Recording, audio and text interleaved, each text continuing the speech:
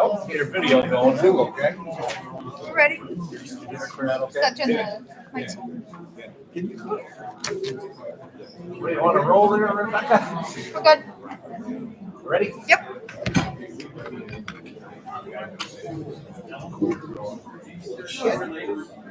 Okay.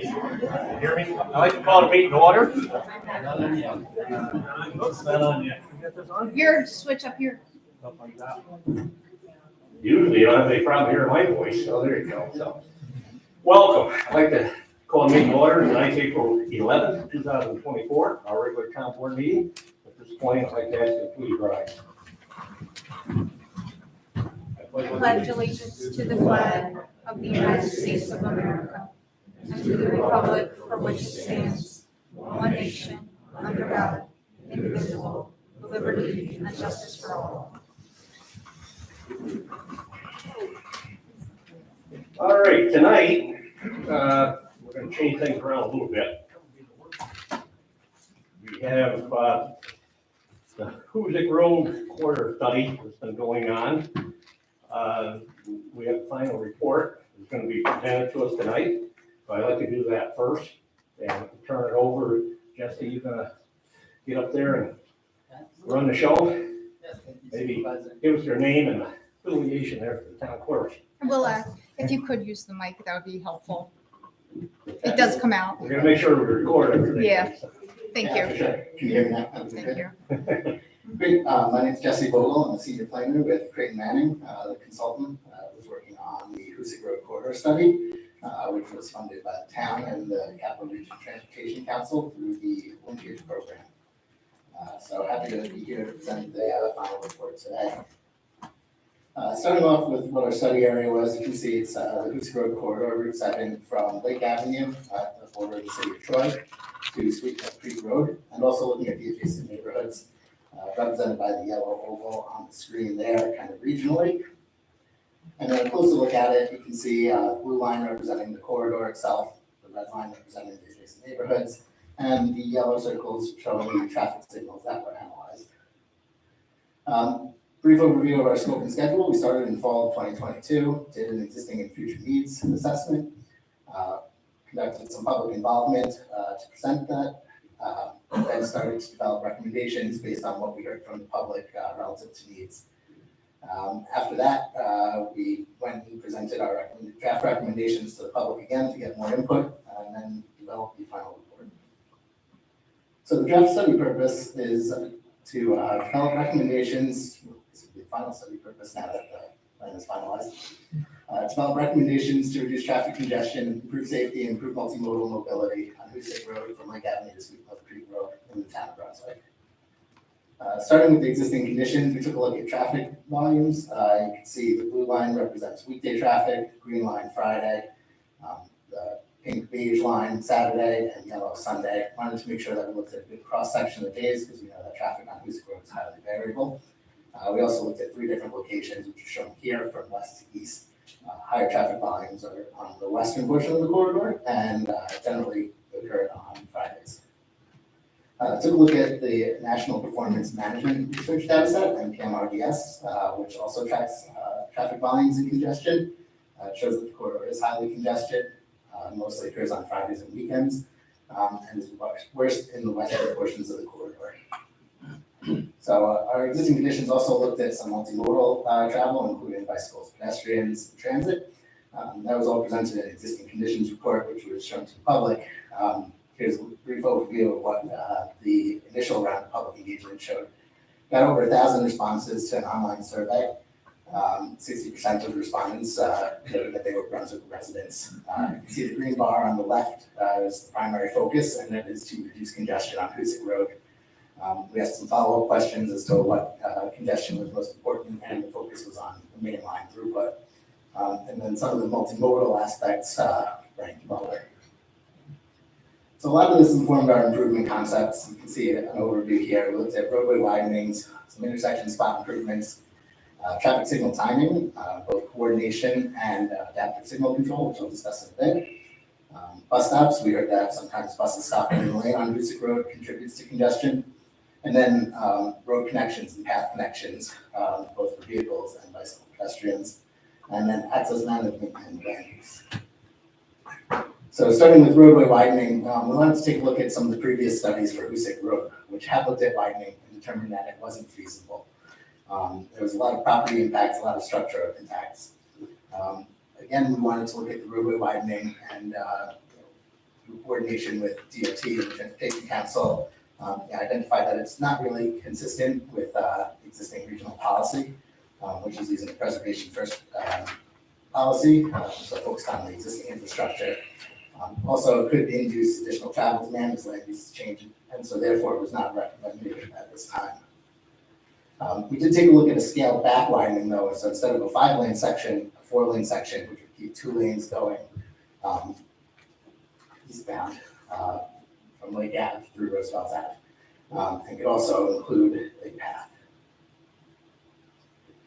We took a look at some of the intersection concepts, so acknowledging that widening, full-scale widening might not be feasible. The intersections are where the majority of the traffic congestion occurs, and so any improvements to the intersection could help throughput in the corridor. One thing that we looked at was a roundabout at Lord Avenue. The analysis showed us that looking at a 2-lane roundabout there could reduce vehicle delay. Do want to note though that there would be some private property impacts. The intersection was also recently redeveloped. And then there could also be some grading challenges there. So that would need to be explored further for feasibility. Took a look at the Roosevelt Avenue intersection. You can see that there's the opportunity to potentially widen the east side to maintain 2 lanes eastbound through. The town already does have the right of way for that, and so we think that might be a good improvement to increase capacity there. And then another assessment at the Grange Road, Route 142, Hoosick Road intersection, looking at a roundabout as a way to increase capacity. You can see that that would decrease the overall vehicle delay. And it could also provide safety benefits in the area of stewards. Looking at the traffic signals, I mentioned that we took a look at 2 different types of signal changes. One would be traditional coordination, which uses clock and preset parameters to determine when signals turn green to maintain progression through the corridor. The other would be adaptive traffic signal control, in which each of the signals coordinates with an off-site server, and they can adjust those green time parameters based on what the actual traffic is in real time. Here you can see the analysis. The blue line represents the existing travel time through the corridor. Yellow would be a future no-build condition, so without making any changes, but accounting for additional traffic from known developments as well as background growth. The red line represents what the coordinated traffic signal travel times would be, and the green line the adaptive. It shows that by implementing some signal coordination, you'd be able to overcome some potential increases in travel time through the corridor to about a little bit better than it is today. Took a look at the bus stops. The red dots represent the existing bus stops. Yellow are some stops that could potentially be removed. These are mid-block locations that don't have a traffic signal. And then the blue dot represents where you can move a bus stop from what is the far side of the intersection to the near side, and then help the buses re-enter traffic through through some special signal phasing there. So I think that could be an improvement too. You can see that's shown in a bit more detail here, just eliminating those mid-block stops for traffic flow. And then on this washed out map, unfortunately, you can see some potential roadway connections. Some of the previous study connections are shown in blue, and newly proposed ones shown in yellow. The thought here is that the regional traffic model shows that the area could benefit from a denser roadway network so that people could access the businesses and destinations on Hoosick Road without having to necessarily travel on Hoosick Road. Similarly, pedestrian connections are important. You can give people a way to walk to the corridor rather than having to drive. There's a number of apartments located off of Chesney Ave Extension, as well as a senior center. We did see some pedestrian activity around there. And so providing a sidewalk or a path for them would be a benefit. Also looked at access management and land use. So the report has a number of concepts for limiting driveways and turning movements in and out of driveways potentially, and changes to land use that can promote mixed-use development, make it so that people don't necessarily need to drive to multiple destinations in the corridor, but could potentially park in one location and access others. You can see a cross-access connection there as an example. Locating parking behind the buildings makes it more pedestrian-friendly along the corridor. And so if the town could adopt some of those land use policies and take a look at site plan reviews, those could also help mitigate some of the traffic. And then also looked at traffic calming. So knowing that traffic in the neighborhoods can be a concern, making sure that traffic in the neighborhoods behaves with what the expectation of the neighborhood would be. Generally driving slow, looking out for pedestrians and children. Another specific comment that we heard was around the vicinity of Armenhall Drive, where it's difficult to see getting out of that intersection. And so we think there's an opportunity there to clear some of the vegetation and improve the sight distance just to make that a little bit easier to access. And so all of that analysis fed into our concept plan, which you can see here and was also presented in the second round of public engagement. Generally includes the concepts that were just shown, including the recommendations for traffic signal coordination, assessing feasibility of roundabout at Lord Avenue in the long term, access management, and the widening at Roosevelt Avenue. And when we presented those to the public, we again had another online public workshop as well as an in-house an open house that was in person. You can see we asked everyone what their thoughts were of each of the concepts, or if they liked them, disliked them, or were unsure. The green bars represent the number of responses that like the concepts. You can see that those highly outweigh the beige lines about disliking the concepts in almost all instances. It's about 60% said that they were in favor, 30% said they disliked, and then about 10% said that they were unsure. It does vary depending on which concepts you're looking at, with the exception of the speed limit reduction on the east end of the corridor. That one was disliked by more people than said they liked it. And then looking at the priorities for improvement, we asked people to rank the improvements in, that they would like to see. Additional eastbound travel lane ranked very high, as well as Lord Avenue roundabout and traffic signal operations. Again, reiterating the point that traffic congestion on Hoosick Road is a concern. We also got a number of open-ended comments that we looked at. And again, the main themes that came out from there were that people want to see changes on Hoosick Road implemented. And that is the majority of the report. Okay. Board have any questions at this point? I have one. Mark? Sure. In the travel pattern section, 721 of the report, it's the origin, destination, the difference between the two. My question is, if traffic is on its way through and stops at a business, are they and then continues through, are they considered destination traffic or through traffic? Yeah, that's a great question. I think it would largely depend on the origin of that data. And so we use a program called Replica. And they generally have a definition of how they look at trips. I know some look at if it's a 5-minute stop for, it has a movement of 5 meters in 5 minutes, that's considered the end of a trip. And so if that were the case, that, traffic that does make that stop would be considered destined for the corridor, regardless of the ultimate destination. I'm not positive though that that's Replica's definition, so we have to take a closer look into that. Thank you. Mark? Similar question, so when you guys were analyzing this data, is there anything in here that determines how much of it was just through traffic all the way through and not stopping in the town of Brunswick?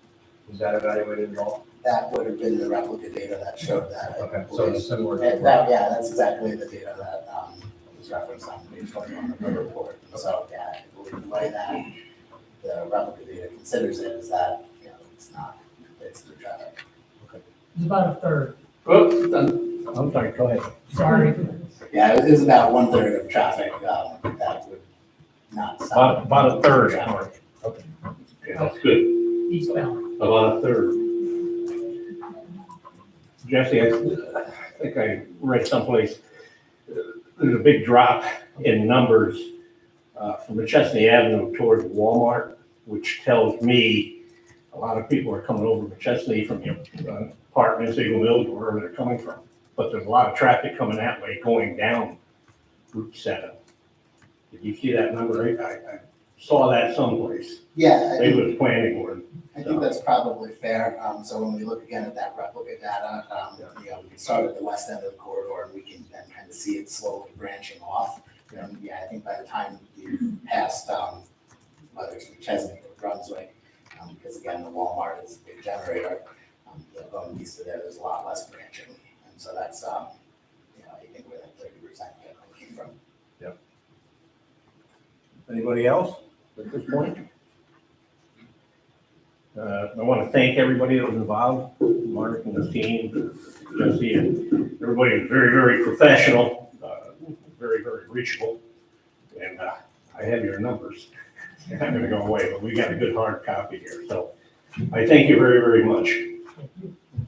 Okay? What we're going to do is I'm going to move right into business, and then I'll open it up for public comment afterwards. So our business team, minutes of previous minutes. March 14th, 2024, regular town board meeting, July 13th, regular, August, and August. I think our town clerk has been getting caught up on some prior minutes that weren't done, maybe. Yes. Yes. Thankfully. Thanks, guys. Make a motion to accept them all. Can I have a second? I'll second. All in favor? Aye.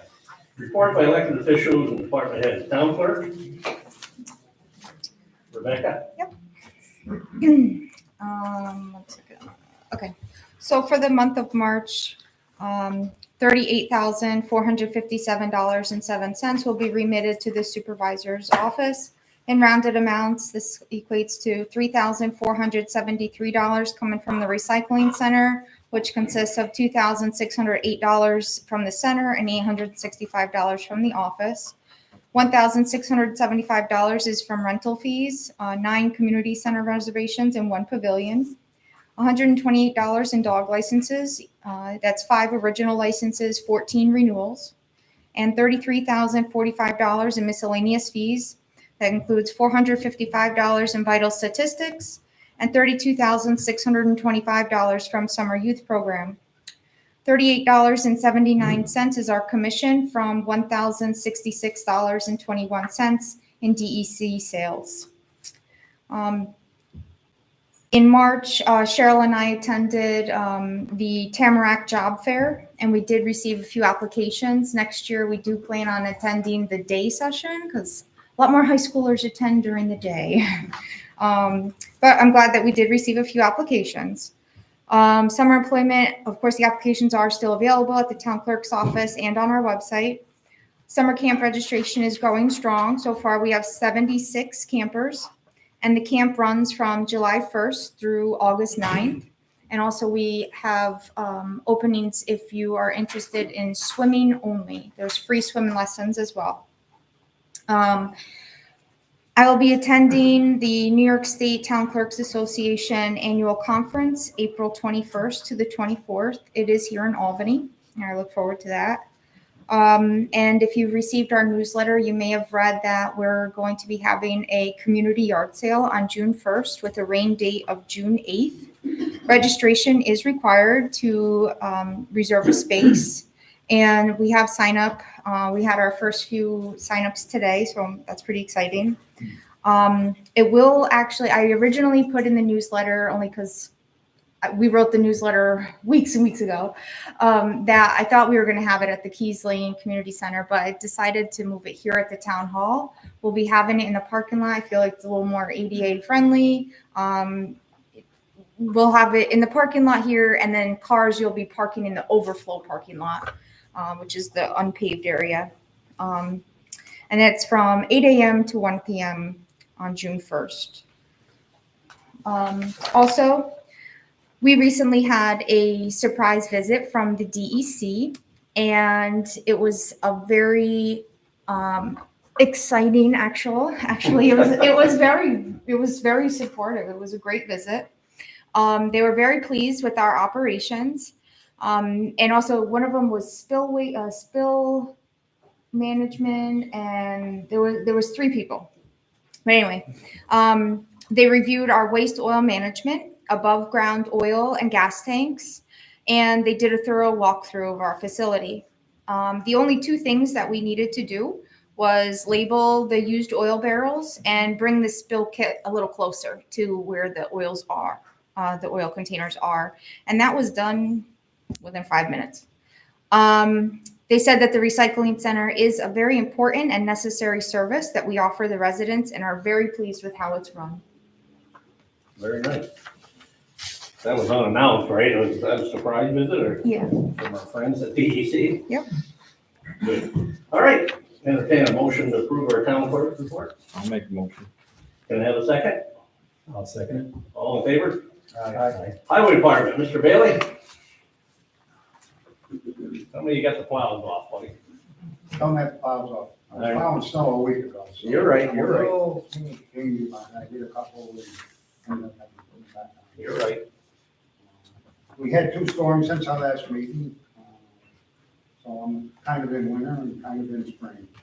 And fixing lawns because we had no frost at all this year. We've been plowing potatoes on everybody's front yards. Trying to put that back together. We also are right at the time of the storms that we're starting to pick up spring brush and blacktop plants are finally open, so we've got 3 days of patching back together. I had recycling pulls. I had 1 man for 6 days. I had stock salting after the 2 storms the next day go around and tune things up. 2 men for 2 days. While we're picking brush up, of course, everybody's putting these back out. So we have 2 men running around picking bags up, which is part of this spring cleanup. Shop work, putting cars off, washing cars, cleaning up. Seems like that's a never-ending project. Really makes a difference in the length of time it cuts that fast. I was pouring concrete in February at the beach, and then found snow in April. So the weather's a little strange. Yeah.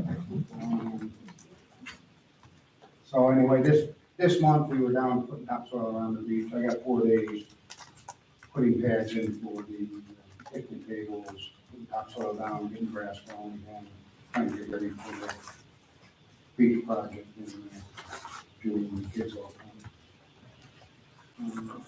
We did some brush cutting. We got 4 men up for 4 days cutting brush for getting ready for paving. It's different from the brush pickup and go around. Picking up the brush from everybody's yards. There's a lot of brush out there. Yes, Holy crap. we started on Monday and then realized that our dates in the town website were a little bit different, so we held off to give people a chance to get back at it. But we do have 2 days to go, and we'll continue on picking brush up. That snow really knocked a lot of people. Yeah. It was heavy, a lot of mailboxes, just the snow coming off the plows ripped a lot of mailboxes, we spent a few days putting mailboxes back together. Kevin's had 4 men out sweeping, usually have a dump truck in a flagging vehicle with them in the street, or when it's raining too heavy like today, they'll take out the Bobcat and do the back roads, country roads. But when you're down in Sickaway and, the development, of course, we're using the sweeper and then the dump that. So we got about 2 weeks involved in that. Going very well. Mailbox repair, of course, we got a few targets we got to replace. And, we had some playground equipment that were down in Keys Lane that we're trying to get all the pieces put together to install, so we were fitting the bath one day during the rain. Town of Poston Hill was nice enough to call us and offer to invite our crew over to a safety meeting. They go through the whole day, going through traffic, mining, MOSHA, trucks, flagging, that's the whole shoot match. Guys pick up a lot of stuff, it's worthwhile to do, helps out on the road. Traffic comes by it pretty quick. And the last thing, of course, is the 2 storms, one in March 23rd and one in April 4th, that takes the whole crew. That's the end of the farm. Now I did, had some numbers thrown around the last meeting about time and stuff like that, and those numbers were taken off from my daily sheets, which I brought with me tonight. And was uncomfortable with the fact that they were using work assignment sheets for creating numbers. You shouldn't be doing that. You're talking about like the recycle? Yes, for the recycling that. What happened, you put down that they haul it for the day where it might take them 2 hours and then they go back and do something else, right? Yes, it's, you're trying to add apples up to make oranges, it doesn't work. I apologize to the people that did that because they don't understand, and I'd be glad to explain the system a little better. Our people are very dedicated, your employees are the best, I've worked in a lot of places. I enjoy the work when they are out of the shop at 7, 10 in the morning, they work every day, all day long. You should be very proud of them. And I've noticed they come in at a certain time for lunch and they're not cutting that short. Working good. Your foreman, Evan, is a taskmaster, does a very good job. Commend, respect him and do what he asks, and he's a very good foreman. Next problem you got, the sports season's here. All of a sudden you got opening day in like 10 days. We'll get through it. So now you gotta get parking lots done and it's gonna be a rush. Over the next month, I'll have to go through with the grader, do all the dirt roads, get all the sports together. I've been talking to you and the board about paving. There's a lot to happen from now until. Well, we like to have you busy, but I appreciate it. entertain That's my report. I'm sorry it went off so much. entertain a motion to approve Michael's report. I'll make it. Can I have a second? I'll second. All in favor? Aye. Mr. Golden. Thanks, Mike. Superintendent of the Utilities and Inspection. Hi, Chuck. Good evening, gentlemen. This is a report for the building department for March of 2024. I think you're thinning down there, all that walking I see on Pinewood, buddy. I think it's that belt I gotta wear is compressing everything. That dog's about 3 foot ahead of you, I will say that. Go ahead, I'm sorry. We had 31 building and property inspections, 314 active building permits, 15 permits issued or renewed, 6 meetings, 2 planning board meetings, 1 zoning board meeting, 0 court cases, 0 fire inspections, 8 follow-up complaints and follow-up code call-out inspections, 1 code call-out, 4 code complaints, 5 code complaint inspections, 1 vacant abandoned property identified, 7 planning board projects or agendas, 8 zoning board projects or agendas, and 6 FOIL request searches received. That's it for the month of March. Any questions, Tim? Entertain a motion to approve Mr. Golden's report. I'll make it. Second. All in favor? Aye. Mr. Chauffey, Town Attorney. Yeah, this past month I attended and participated in meetings with staff and outside counsel on various matters at town office. or by conference call or remote meeting on March 15, March 18, March 19, March 25, March 27, April 2, April 4, April 10, and April 11, 2024. Prepared the resolutions and some other documents pertaining to tonight's regular meeting. Earlier this evening, I attended the public hearing on the contract between the town and the volunteer fire company of Center Brunswick Inc. for fire protection services within the Center Brunswick Fire Protection District for the calendar years 2024, 25, 26. They also prepared the public hearing notice for that public hearing and prepared the new contract in anticipation of the town board approving the same.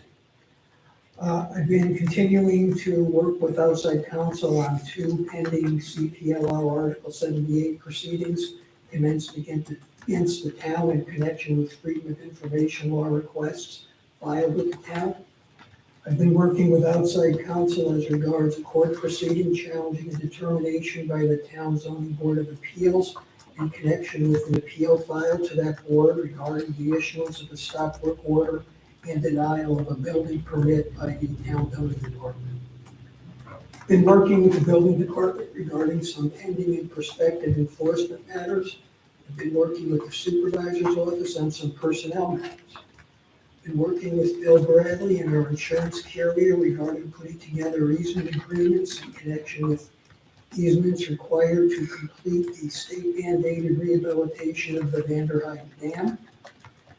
I've also been working with Bill Bradley regarding the proposal to amend the water transportation agreement between the town of Brunswick and the town of Poston Hill. Worked with various town departments responding to some outstanding freedom of information law requests. I attended 3 hours of continuing legal education services. And as always, I performed legal research, provided legal opinions, and reviewed or prepared legal documents as requested by various town officials and employees. Excellent. I'll make a motion to approve Mr. Chauncey's report. Can I have a second? I'll second. All in favor? Aye. All right, Mr. Ister, recycling coordinator.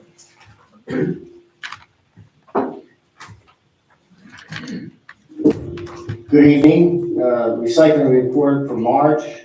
Blue bags purchased at the center, we had 464 at $3 for $1,392. Our blue bags purchased from vendors, we had 600 at $3 for $1,530. Purple bags purchased 121 at $2 for $242. Our metal light iron and tin, we had 1.44 tons at 179.20 a gross ton for $230. Miscellaneous large and small appliances, we had 14. Dehumidifiers, 3. 4 tires for $267. And that gave us revenues of $3,561. The refuse landfill was 14.52 tons at $85 a ton for $1,714. Single stream recycling 10.86 tons at $50 a ton for $543, which gave us expenses of $2,257. The total amount recycled in landfill for the month was 26.82 tons. Questions? Entertain a motion for Mr. Ister's report. I'll make it. I'll second it. All in favor? Aye. Brunswick Community Library. Sarah, come on up. Hello. How are you? I'm good, how are you? I'm here tonight with my board member, Therese Goyette. For the month of March, we had 2,293 visitors to the library. We answered 263 reference questions. Our Wi-Fi was used by 140 unique users, an average of 17 people per day. Our study spaces were used 150 times. Our technology was used 89 times. And our items were checked out 7,853 times. Our programs were attended 991 times. There's a little spike to that because we had a lot of eclipse action going on. We had a total of 500 pairs of glasses given to us by a SEAL grant. And that gave us a nice little boost. So if you see a little decline in our usage next year, that's why. We had a very popular party a few days ago. We had about 100 people join us to watch with the library, and a lot of people took classes to watch at home. So that was pretty fabulous. On the 2nd, we had a live bird program with Silent Flames Raptor Rehab. That was also wildly popular. We had over 100 people come to visit us. We had owls, we had hawks, we had a turkey vulture. So that was pretty cool for everyone of all ages. We also want to thank the Brunswick Elks. We had a fundraising dinner hosted by them for the library on the 8th. They raised $1,100 for us, so thank you greatly to Elks. We are very, very grateful. Our program's coming up on the 13th at 11. We have a memoir writing class taught by Christine Zacher. You do need to call the library to sign up, 518-279-4023. On the 17th, we have our Herb Club meeting. This month, the focus is going to be talking about elderberries, and we have a special guest who's going to be talking about elderberries. On the 23rd at 4, we have our next Tinkergarten class. And on 4/26 and 4/27, we will have our next kids' clothing swap. Excellent. Thank you so much. Thanks. Entertain a motion for Sarah's report. I'll make it. A second. All in favor? Aye. Sarah, I have one more thing to ask you. Of course. Could you go home and have supper with your lovely husband tonight and get you out of here early? Thank you so much. Absolutely. Sarah's always such a sweetheart. She's always the last one on the agenda. And I always have two public access at the beginning and the end, and I wanted to put everything at the end. So, poor lady, I know you don't eat on second Thursday, so you won't hurt my feelings if you leave, okay? Don't take it personal. Have a good night. Bye. She says, see ya. All right, let's do the resolution. Love it. All right, Resolution 38 of 2024, resolution approving agreement with the Volunteer Fire Company of Center Brunswick Incorporated. I'll offer it. I'll second it. The foregoing resolution has been offered by Councilman Balistrary and seconded by Supervisor Harrington. Roll call vote, Councilman Sipperly, Aye. Councilman Christian. Aye. Councilman Sullivan, Aye. Councilman Balistrary, Aye. and Supervisor Harrington. Aye. This resolution is adopted. I want to thank all the fire companies in the town of Brunswick.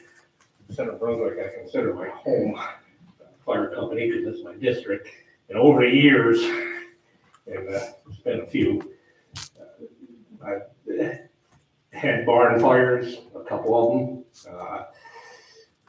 Well, also my political signs in that one, but I don't know who said that.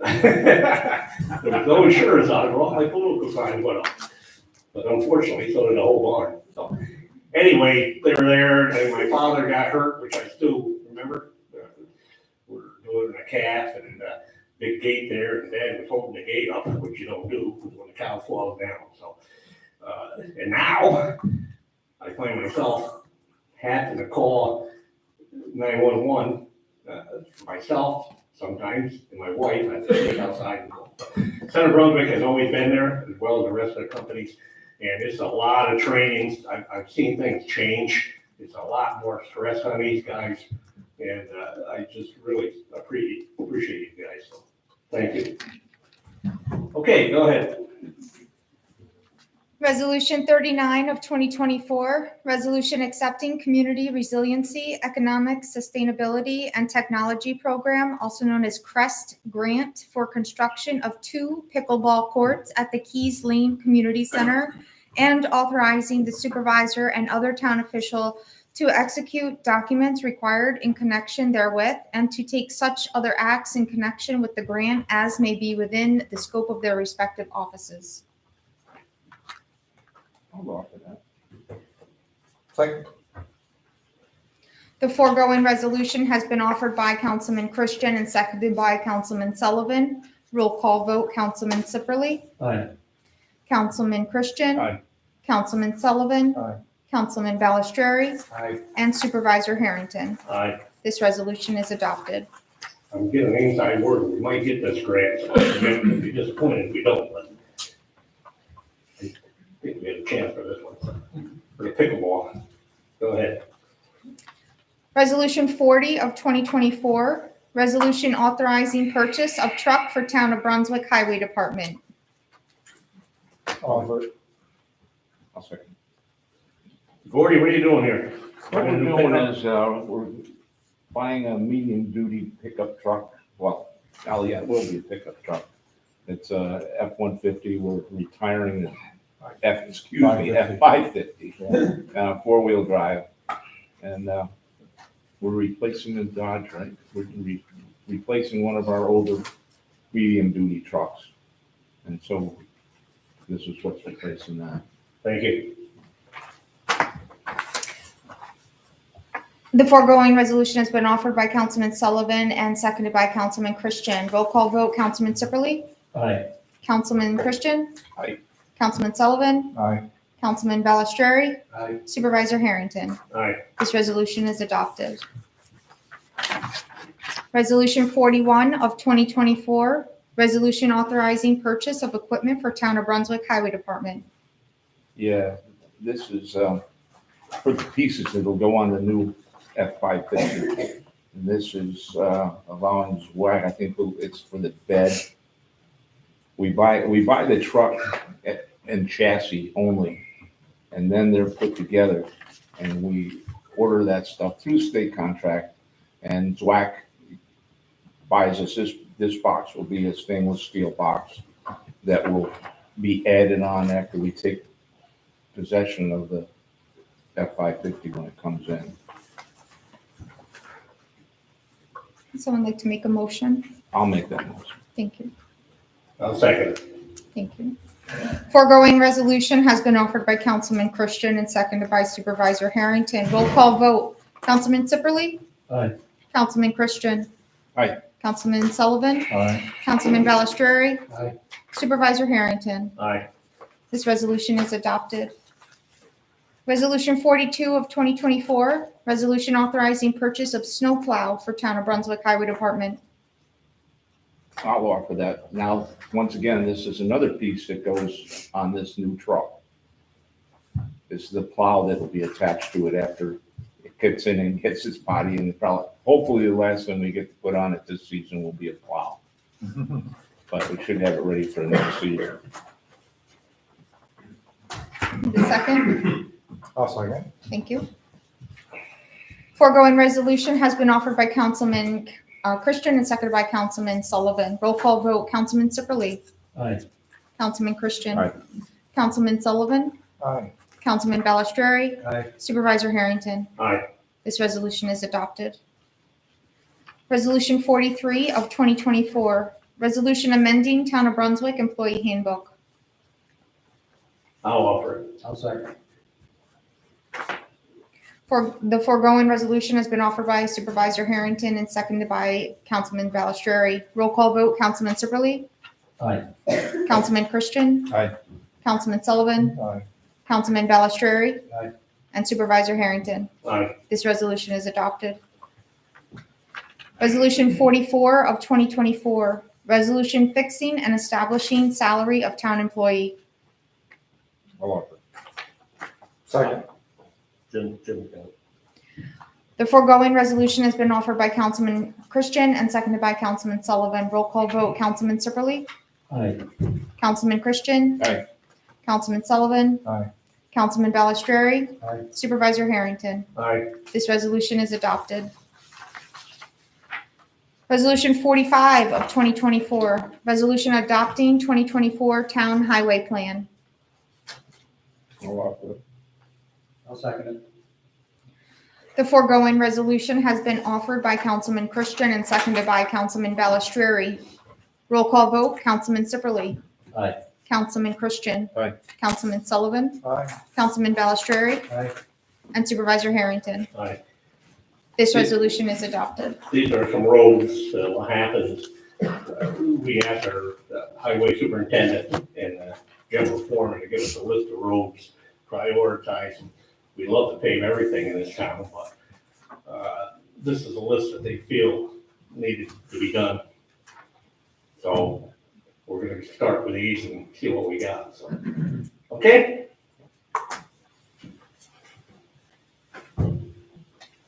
know, Jack, I remember one time, I'm sorry, this is my one night out. Had to call 911 for my mom.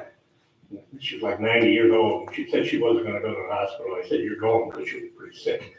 I remember that like yesterday. They came, went in there, and they asked her what month it was, and she said like December. She was like 90 years old, failing. And what year? Who's the president? She said, Kennedy. Now get the hell out of my house. She didn't go. So I remember those stories too. Anyway, I'm sorry. All right. Correspondence. You got any correspondence? No. No correspondence. No correspondence? Jesus, I got a nice letter today. I should have got it to you, huh? Next month. We got any old business? New business? Okay, now we'll open it up. Warrants? Oh, better pay the bills. Let's pay our bills. I make a motion, we pay our bills. That's important. I'll second. All in favor? Aye. Now can I open it up? Thank you. All right, I'll open it up. Do we have anybody from the public who would like to get up and say something?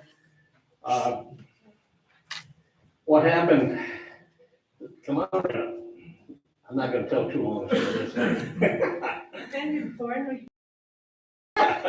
Rebecca, our town clerk, a couple months ago had a suggestion that we just put a time limit on public access.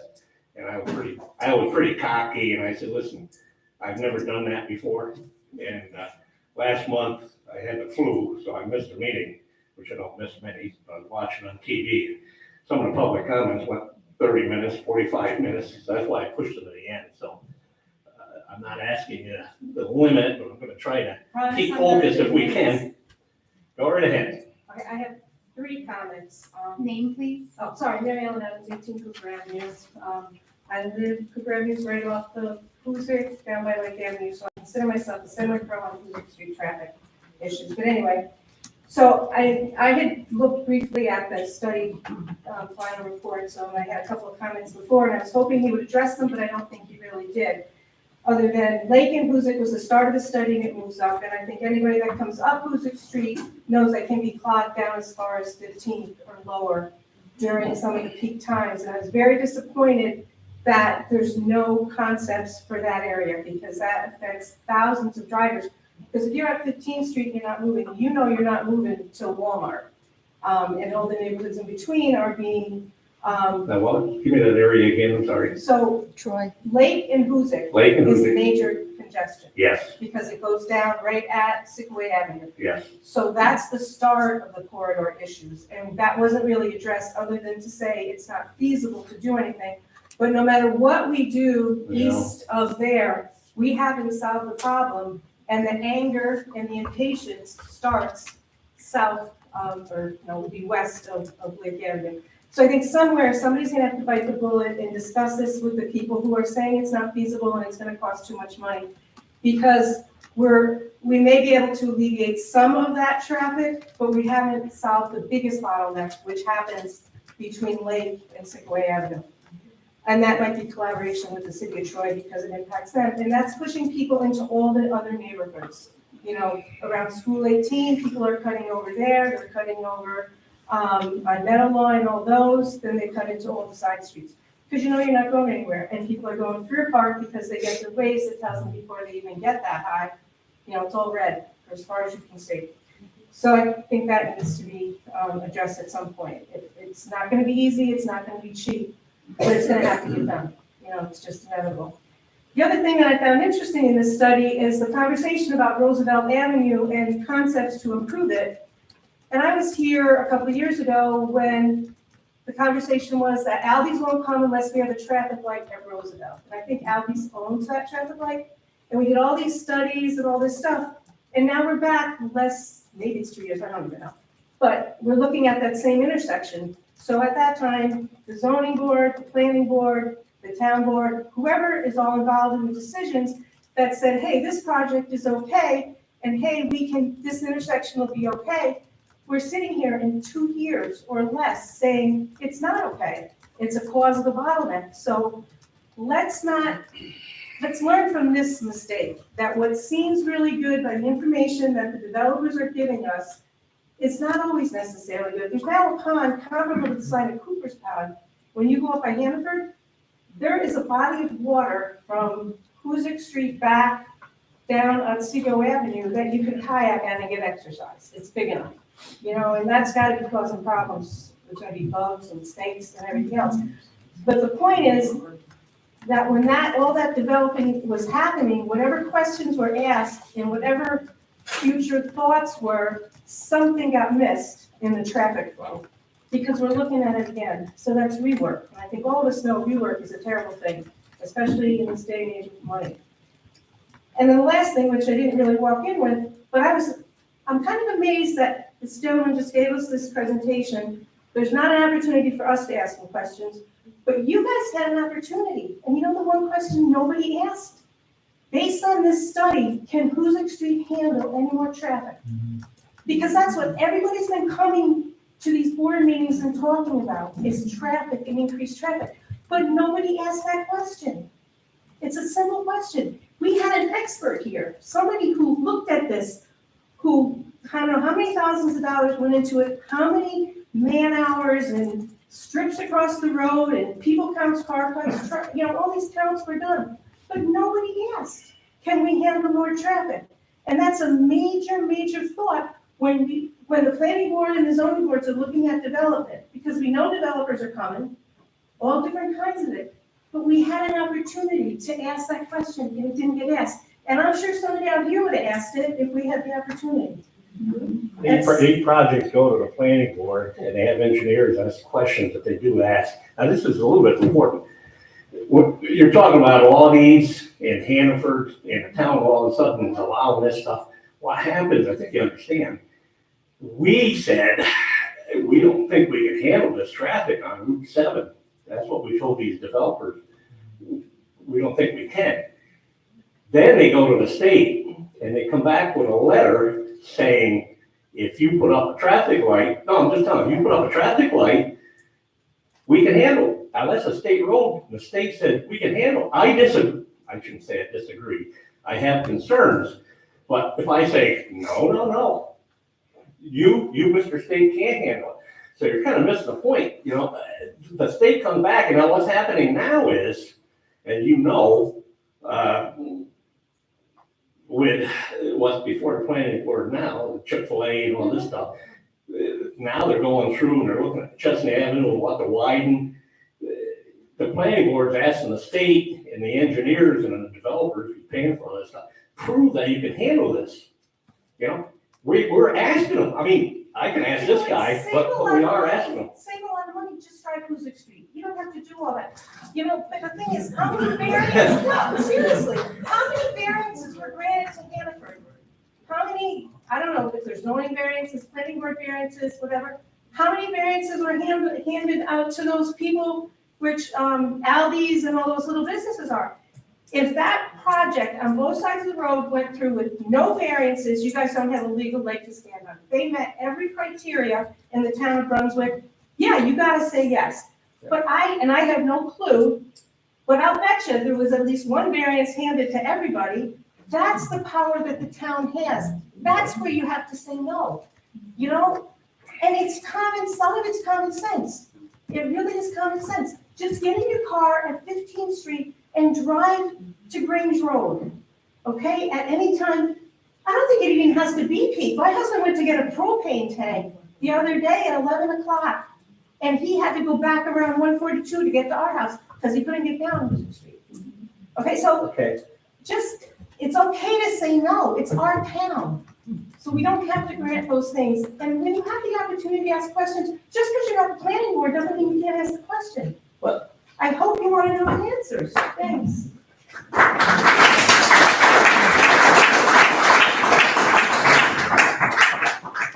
Come on up. Helen Russo. Yeah, we gotta make sure she does. She knows. Helen Russo. Okay, so first thing I want to start with, the garbage can by Price Chopper. Mike? So you guys out there cleaning it many times, and thank you very much. But can't we move the garbage can over to where they're throwing the garbage all over the ground? Run the snow blower down the road. And hold it down. Okay, because it doesn't make any sense that you bolted it down around the corner and all these people who are waiting for the bus are up the street The ones that are sitting on car. and they're throwing Shopping their carts. stuff all over, everywhere. I picked it up. I know you guys pick it up, but if you put the garbage can where they would put their garbage in it, you wouldn't have to send that whole crew out there to pick it I up. have to blow the snow with the snow blower. Don't you go around the corner with that snow blower? Wonder if we can put something there just for the summer and see if they use it, you know? I'd like to put Yeah, I something would there like to to see see. if they would use They it. probably pick it up and throw it out the road, You wanna move down, move it. It would be wonderful if they could move it. but I'd like to see it Just myself, because so. it's disgusting. I'm so embarrassed to come down that road It's and to amazing. see how You disgusting. gotta come here at court night. You know what happens at court night? Oh, I can't even When imagine. you go out here, this parking lot's full of diapers, dirty diapers right here. People And are there's just- garbage cans all over the place, so it's People are just very hard. animals, but Anyway. that, I really do appreciate that you do clean it up, but it doesn't stay clean for more than a couple of days. Okay, so that was my positive. You know where I live on Green Street, I am in the, right in the point, so I have Green Street to deal with and Otsego to deal with. Green Street, it's just, the other day, and this is probably the third or fourth time in the last couple of months, someone almost hit me, and only for the fact that I come up, going towards my house, coming up Green Street from Genesee, I go as slow as I possibly can. But I would say within the last couple of months, I almost had a head-on collision at least 3 or 4 times, because they're flying up and they don't realize that it's a two-way street. Is there nothing we can do to make it a one-way street? I mean, isn't that something that would help in that neighborhood if they were one-way streets? Like, they're coming in Otsego one way. Can't they just stay going one way on Otsego and then come out Green Street? Because when Green Street has that very large hill right in front of 11 Green Street. Nobody can see who's coming at you from the other direction. And I don't know how we don't get head-on collisions there. I mean, it's just for the grace of God that we have them, but I can say for a fact that I've almost been in one at least 4 times in the last couple of months, because they're just flying over that hill like crazy. Have we got the Sickaway Creamery trailer truck stop going through there? I would say that, yes, I think they have. Okay. I don't know, because I don't, Mostly overnight, mostly the large That trucks was are an overnight. awful scary thing for me, but, yeah, and then I think we have stopped the Okay. trucks, and the big trucks that he Just has curious. parked in there, that the electrical power, whatever, Yep. they don't come but through. you found the problem the one day when you wanted to get your camper out and you put a cone out in the road and backed out, remember? But that wasn't the truck that I had. No, I know, but that was kind of funny, because I got a phone That was just a lovely lady. Anyway. Okay, so, Anyway, yeah, if Green Street, okay, so now I have heard through the rumor mill that we might get speed humps. Okay, yep, do you know where we're gonna get speed humps? no, but now I got 2 phone calls from people saying, I don't want them in front of my house. Oh, God, I would love one. And I said, why? They said, because they come through with these trailers, and the trailers are empty, and when they hit the thing, they're gonna rattle. You know, some of these landscapers got. They rattle our houses just by So we're gonna driving. put them, but we gotta work with the neighbors. You can put one in get front 'em- of 6 Green Street, Yeah. I will give you that, and you Okay. can put one in front of, on that Seagoat behind. But I got people on the main drag saying, I don't know where you've been, listen to these trailers and the tailgates and hitting the speed bumps, you know, so. But we're gonna put them where we need to put them to slow the can't people complain down. about something if you're finally giving us something we want, so just tell those people they're finally getting something they want, Yeah. don't complain about it. I know. I would definitely put one, I would love one right there on that hill. Welcome, Because welcome to our world. That's exactly where they're flying in. When they're mad and they're coming in off of who's it, they're going crazy. And then they come flying over Genesee and come flying up Green Street from the other side. So that's. I hear you. I'm trying to think, there was one more thing, but I can't remember what it was. Oh, well, I guess it's Otsego, there are really 2 really big, potholes. Is there any way we can put them on your list?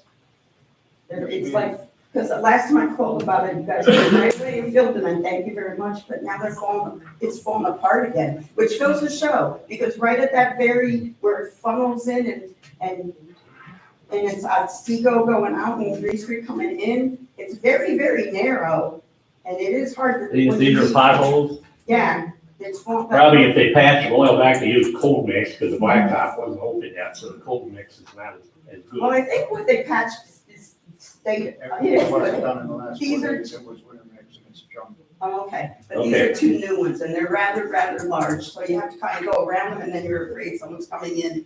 Maybe you need more potholes down there.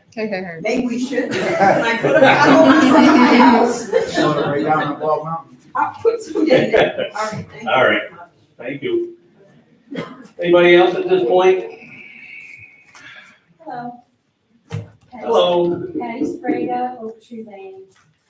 So I want to give some more follow-up on the work I've been doing about the recycling center. And just to comment to Mr. Bailey, no one criticized your staff. I worked with the data that was on your report. It said X number of men for X number of days. 1 day is 8 hours. I just rounded. Nobody criticized. Highway department does a great job.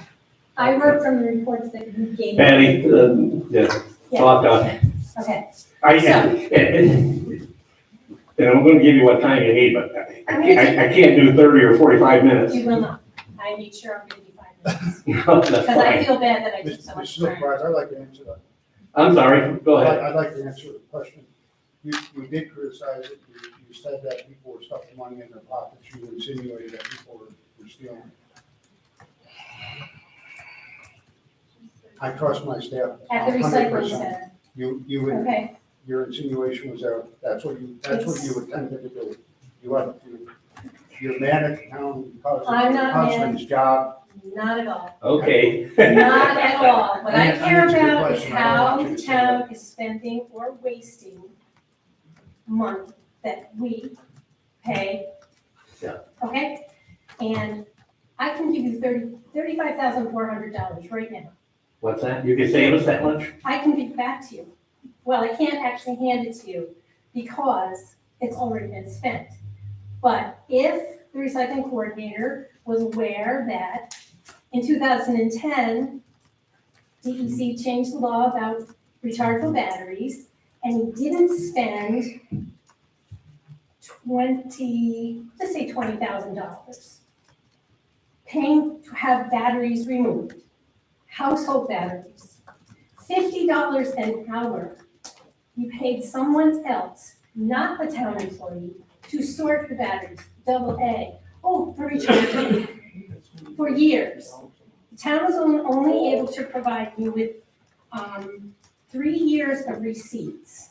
So I guessed, based on the recycling coordinator's reports, and how much money the town has thrown away by having someone come in and cart out barrels of household batteries. Okay, the recycling coordinator doesn't know the rules. This was in 2010. Household batteries, single-use batteries are excluded from recycling. They may be thrown in the trash, all right? I learned that when I went for a visit to the Town of Skodak Recycling Center. And I gave Rebecca a copy of the report from tonight because a couple of people asked for it last time. So you can see, I gave you pictures, okay? And good information, factual information. I didn't make anything up.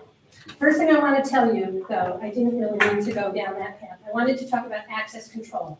The town of Brunswick is running its recycling center backwards, okay? Your reception office is at the end of the street. You drive in, you drive all the way through before getting to the office where someone can check on you. That office needs to be moved to the beginning of the driveway, and I gave you a little diagram that shows where it should be. I also gave you a picture of what they've done over at the town of Skodak, and I would encourage someone from here to go there and see their operations. I know you know we went for best practices. How do you know I know that you went? I know. I got a call from Skodak today. I was laying on the couch sick before the last board meeting and said there were a husband and wife down here. And I just want to let you know, they want to look at recycling, but they spend a lot of time thrashing the town of Brunswick and talking about the supervisor. So he said, I don't know what's going on up there, I don't but think that's I'm not true. part of it, so I don't know what happened. I don't think that's true. We made an appointment with Bruce Goodall or Goodell or whatever his name was. And he took us around and showed us. And I could have given him more compliments and said, gee, I'm going to take this back to the town of Brunswick. So here are some of the pictures I took. You should see the office that they let their guys sit in. It's like a 12 by 20 shed. It's got electric, it's got HVAC, it's got a phone, it's got a desk, it's got a computer. I mean, Nice. yeah, and the place that our person sits, I think is disgusting. Okay, next thing, over at the town of Skodak, they do punch cards. Other communities also do punch cards. That didn't seem to go over real well, so the idea of a two-part ticket system came in, all right? You can buy a roll of two-part tickets, like the kind you use for 50/50, and they have a number, they have a place for a person to write their name, right? 1,000 are $9. 20,000 is $180. You pay $5,400 to buy 20,000 bags. 20,000 bags? That's how much you spend to buy 20,000. When you buy bags, you buy Okay. 20,000, you buy a grand. So you could buy 20,000 tickets for $180, right? I feel really strongly that you need to stop taking money down at the recycling center because it is going into people's pockets. That's I'm not- sorry that you don't want to believe it, but it happens. That's a little rough, but, Well, it doesn't matter. It's the truth. okay. It's all right. I'm not naming names. I'm not accusing anybody. It could be an accident.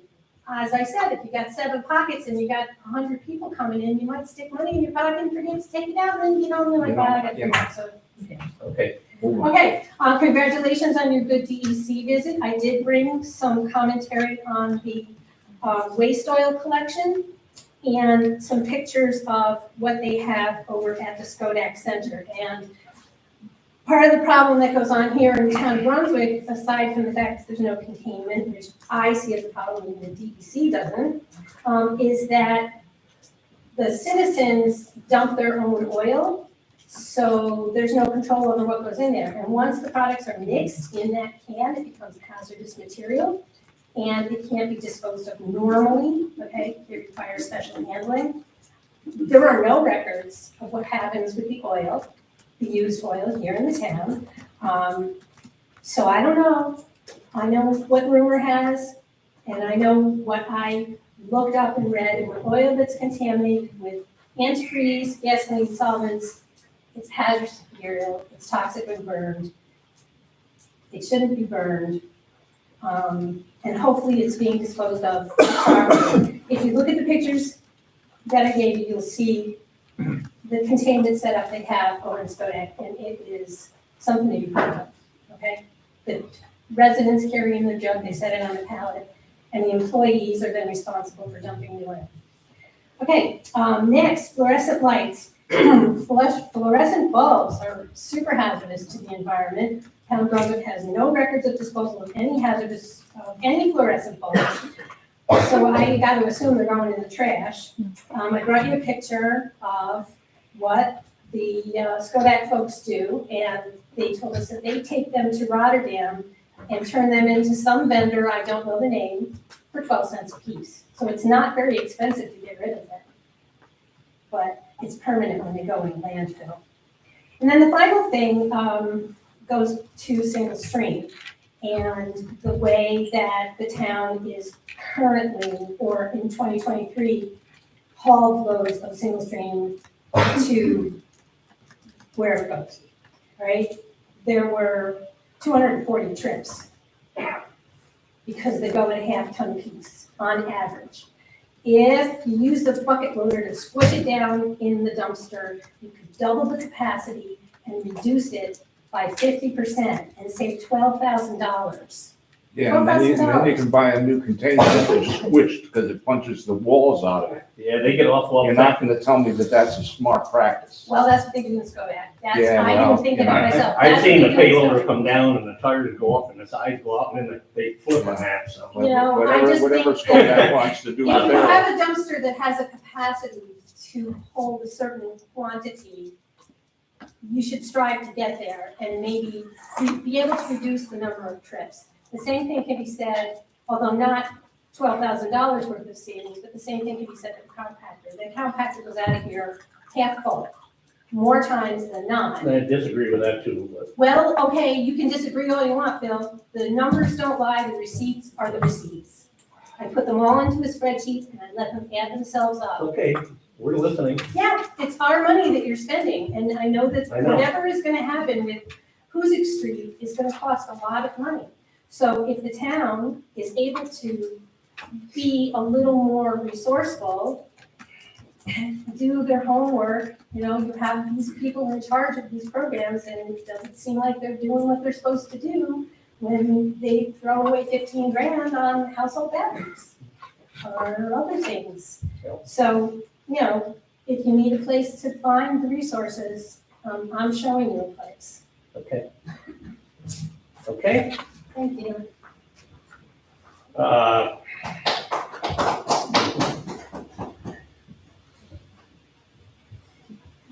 The only comment I want to make, Patty keeps filing FOIL requests, which is fine. Rebecca, she has a lot of ideas what to do, but she's awful busy with these FOILs. It takes a lot. When you ask for like 40 years worth of payroll records and all this, that's all good, but it takes a lot of time, which we'll get to. We look at your suggestions, we really do. We've incorporated a few of them. The very tough thing, I gotta say, one thing I've learned, very, very difficult for me, and I'm still trying to get the concept, being a businessman. When I came here, I mean, we run a farm that I think pretty efficient. There's not many farms left. And I wanted to run this place, the town, just like a business, 100%. I can't get there. You cannot run town government 100% like a business. You can get like 90% maybe, but we're in the public service helping people. One of Patty's comments that I read was Stewart's. They sell 60% of the bags, so they have a good control over the money there, 60 plus. A lot of the other bags went through the town clerk. And as she mentioned, it's a $3,000 loss because we sell them for what, $245 to Stewart's? $255. And we pay Stewart charges $3. But what people have to remember is, like I said, we want service to the people. Stewart's is open almost 24 hours a day. I was in there the other day and a gentleman bought 10 bags. I said, what are you doing with 10 bags? He says, an older gentleman, I'm all set for the month. So they can go to Stewart's and pick these bags up. And yes, it costs us money, but it's a service. Where if they have to buy all their bags here, this place is only open. Why do they have to buy 4. a bag? Oh, I'm talking. So what I'm saying is just, in like the town beach, you know, the town beach costs us money. We have lifeguards, we offer swim lessons. Personally, you know, Tamarack never had a pool, so I never learned how to swim. I shouldn't tell you that because somebody's gonna throw me in the water now. But anyway, it's hard to do everything. Dollars and cents, as you mentioned, our highway draws this stuff, and what Mike gets upset, you use your figures, 8-hour day when he puts men are doing the recycling. It might be a two-hour trip and back, or 2.5 hours. But our highway guy does that. We have 18 men down there, and we time it so if it's a rainy day or it's nasty outside, they'll haul the recyclables. The big compactor, like you said, the guys down there have learned pretty well. There's a gauge on the side, and yes, they know how to read it.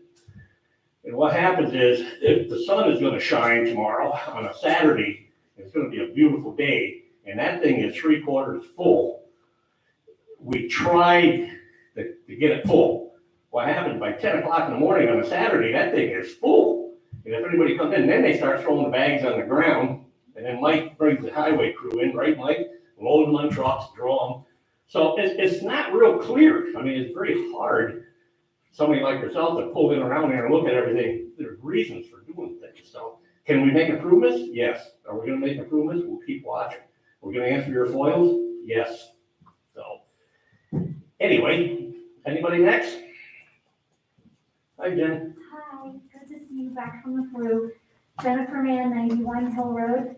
I just wanted to revisit what I raised last time because, there wasn't really an answer without you here. So, some months ago, Rebecca gave a wonderful presentation on improving our website, getting a new website. The town really does need a new website. It looks like one of the first websites from the 90s that's never been changed. I've been coming for years. People have been complaining about it for years. And I just wondered what happened with that because I thought that Rebecca had some really wonderful solutions. We're being told that our webmaster that does the program is making adjustments and trying to make it better, so I just have to check and see. Ahmed is supposed to be looking at that, I don't know how the progress is. She doesn't do the web, but let me look, okay? Okay, that would be good to Thank find you. out something. Hopefully get something searchable for Yeah. the whole website should be searchable and just easier to use and find things on. Thank you. Anybody else at this point?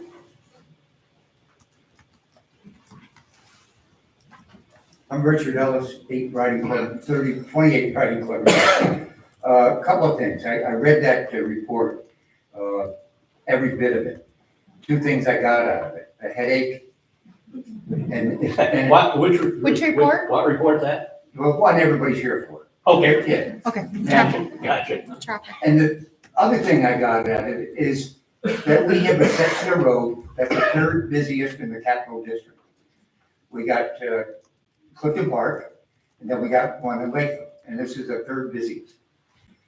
Everything that I'm reading and hearing about is in the past. And yeah, we got a problem. We got to solve that problem. But we're building more of a problem for the future. That report was started in September of 22. Did it take into consideration that we had a Hannaford there now? We got Aldi, we got Wendy's.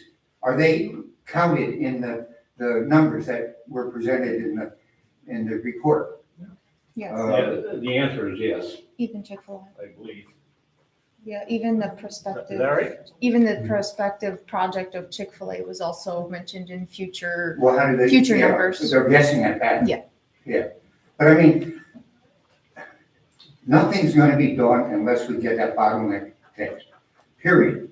There's no way around it. And I don't know how you do it, but it's gotta be done. Otherwise, we're just gonna be here 5 years from now, 10 years from now, talking about the same thing. Thank you, sir.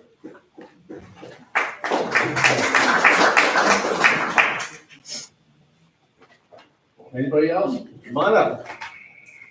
Mary Beth Bruno, 102 Lumax Road, Town of Brunswick.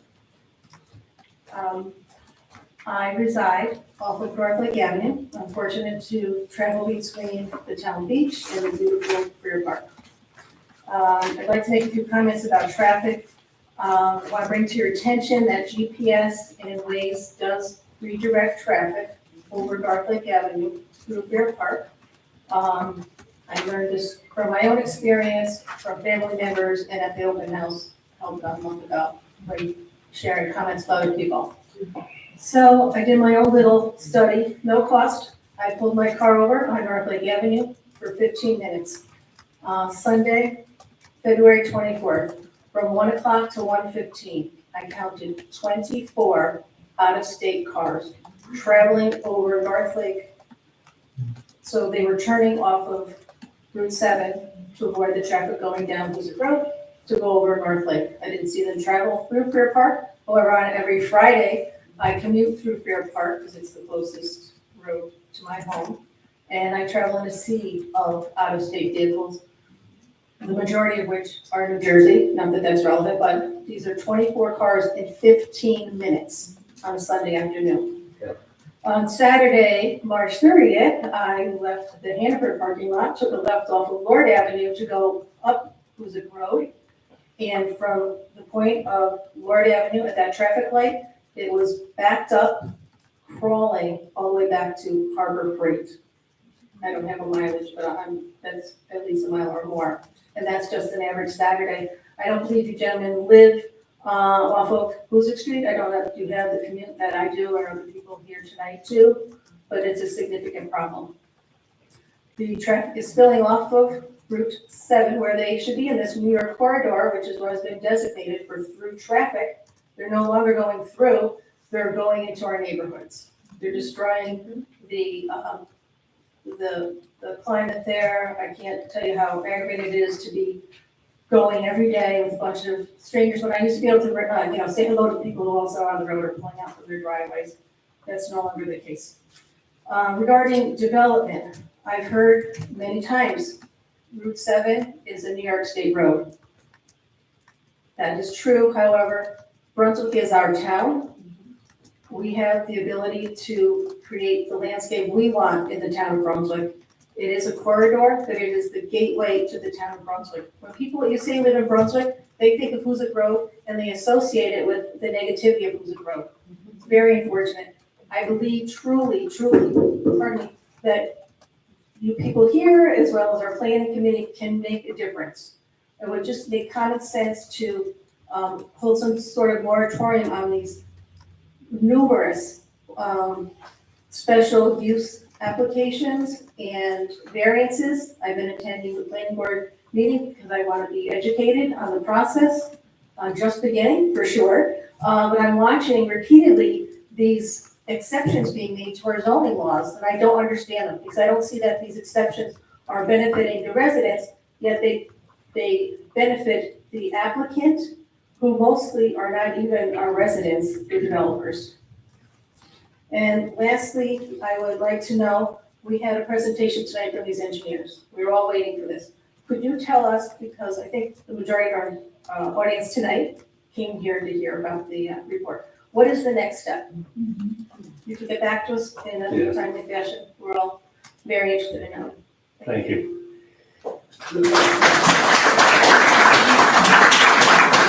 I also want to mention that I did meet with the mayor of Troy, Carmella. She voiced cooperation to try to work together. We don't know what that is. She was disappointed that Troy was not part of the study, and I explained that it was a grant. The full grant was $100,000. The one grant we got that. So she wanted to be included, or thought Troy should be included. So, we're very interested in what they're doing and what we're doing. I mean, the communication's open. I've known her for a long time, and I'm hoping, as a matter of fact, I think she probably has more political muscles than I have, but more connections. So together with her, maybe we can work together and try to get some money to fix some of these situations. And like I said, it was Friday afternoon. She had a state senator there. She had John McDonald there. She had 3 people from DOT there. So she and myself are going to try to work together. And maybe with her help, maybe we can get some money to do some of these improvements that we can do. So, all right, anybody else at this point?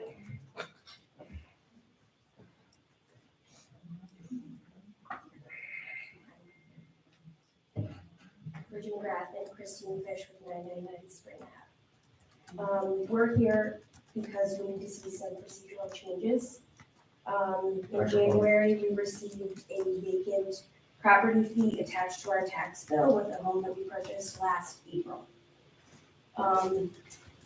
We were then looked into it immediately to take action. We were directed to the assessor's office, and we were met with absolute pushback. As you said, Phil, you're here to serve residents and to help people.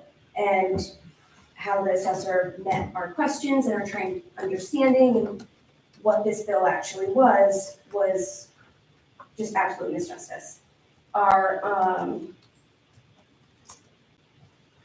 We were never notified of the vacant property fee.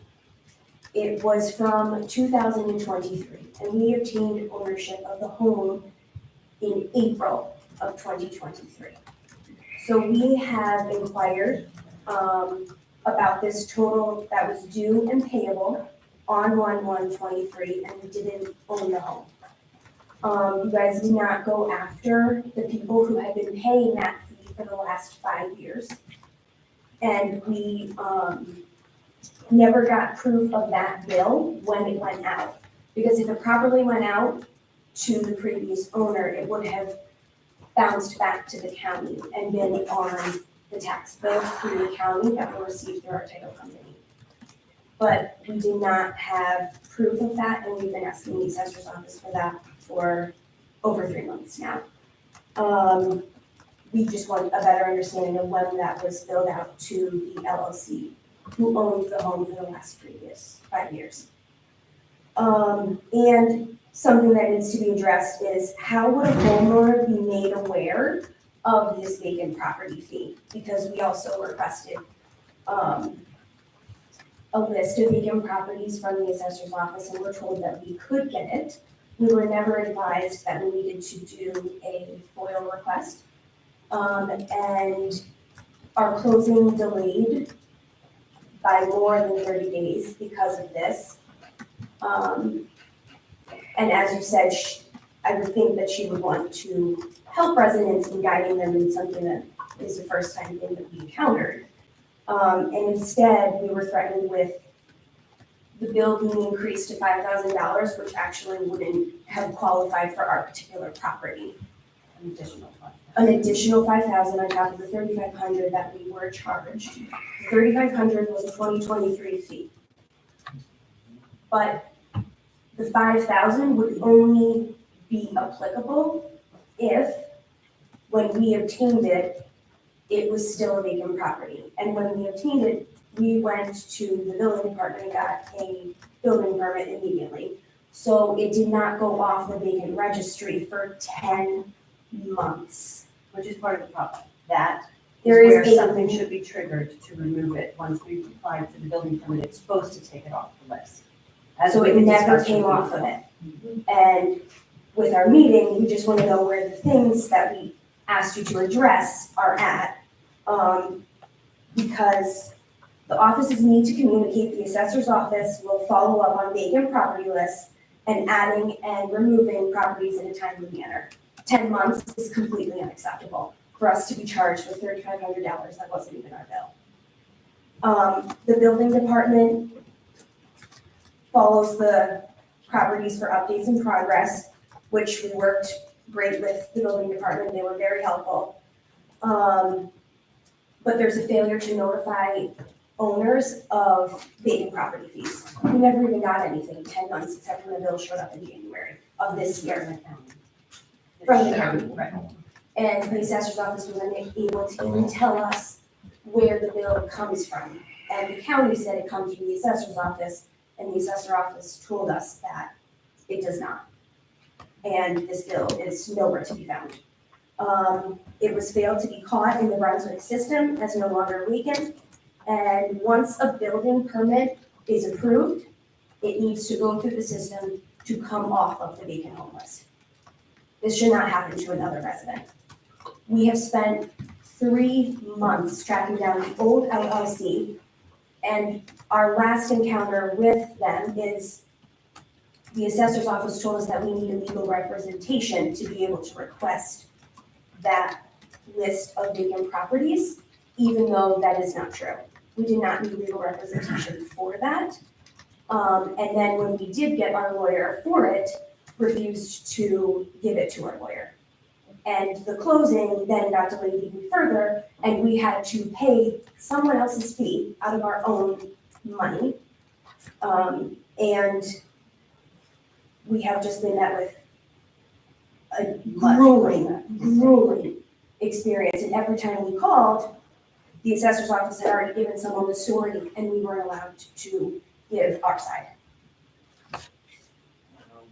Can I ask a question? This one No, problem. nothing, Yeah. nothing, Just say. Well, I don't understand what you're talking about the facts that you're saying, okay? What I do know a little bit about is the FOIL request, okay? I know there's a FOIL request pending, and it's being worked on. Well, the problem, That back in January, 2 residents come in. I did not want to be met with anything but, just like you said, we're here to help you. For whatever reason, we were pushed back out of that office in a very said rude that way. you're gonna be charged an extra $5,000. So then she spent 2 weeks trying to convince them that this isn't a vacant property, and then it just flowed from there, where we just had all of these charges. January, when we did get this bill and started researching it, we were not offered that option. Never tell your Get a FOIL. resident to say, put in a We didn't request, know let's about go that. from there. It was just, get out of my office, you're getting hit with 3,500 and 5,000. And you had no way to get, there's no discussion, there was no discussion. We were just trying to even understand it as well, because how does a bill from 2023 come to us when we didn't even own the home? She kept saying it was. It's ours, it's To the ours, house. it's ours. Which I feel is also a problem. That 3,500 was levied onto the property that we bought in April. This is our should next not point, is that be attached. Go after, I did, I went after the previous homeowner. I had to hunt him down. So now if your legal team or whoever, accountant, whatever, isn't going after someone that didn't pay their bill, don't welcome me to the county or the town when I buy a home and put $250,000 into it to refurbish it and give you more tax money. Don't come after me for the 3,500. Also under the county, Rensselaer County is the city of Troy. City of Troy takes it back when ownership changes on the property, takes it back and resets it to the $250. Does not carry on the fee in increasing increments to a new owner who never had any delinquencies. It starts back at the $250. This has to be changed because I don't want it happening to anyone else. I would like to buy another house in town of Brunswick, fix it up, but I am not right now. That, some procedural changes and human resources. I mean, the way we were treated is despicable, quite honestly. There was no need for it, none. We came in with questions, wanted to be helped, and had to do all the work ourselves. Now, what's going on here, the abandoned vacant property, the residents know, we've had situations where people don't mow their lawns, it's empty, there's nobody living there, and not very pretty, so we passed a vacant, abandoned property law, whatever. And then what happens is we reach out to whoever owns the house, usually it's a bank, and tell them, you gotta mow the lawn, you gotta, for fire protection, you gotta clean it up. If they do not do that, then we go out and have someone do it, or the highway will do it. First, it's a $250 fee to go on that registry for a year, okay?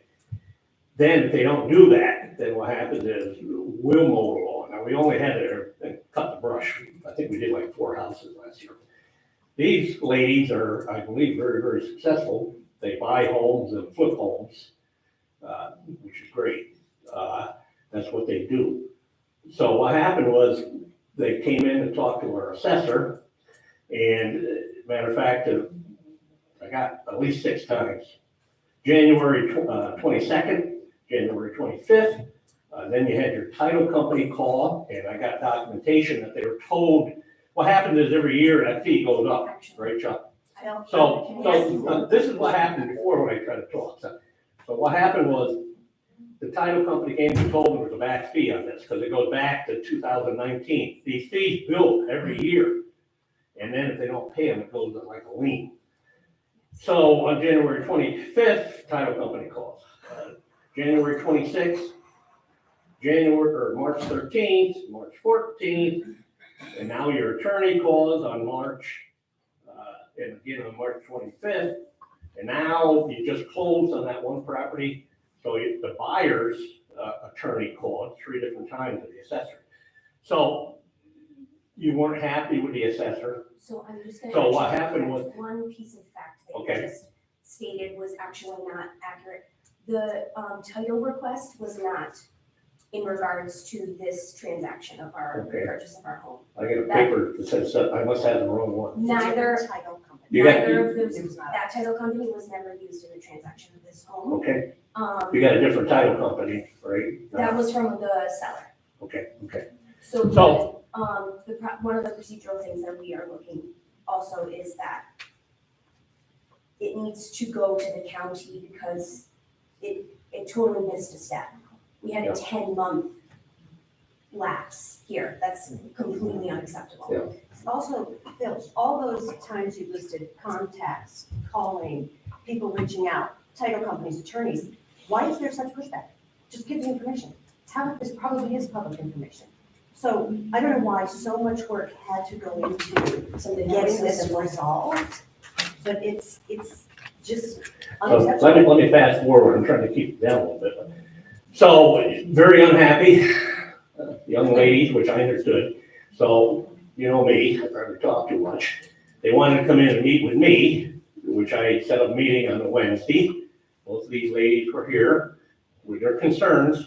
I went in to have the meeting, to sit down, I said, let me go get to the assessor, Julie, and they said, no. We're not meeting with her, we got too much of her. And I said, wait a minute, you got questions, you got concerns, she knows the history. I don't know the history, let's bring her in, and maybe we can get something answered. And you said, no, she's incompetent, she hasn't any degrees.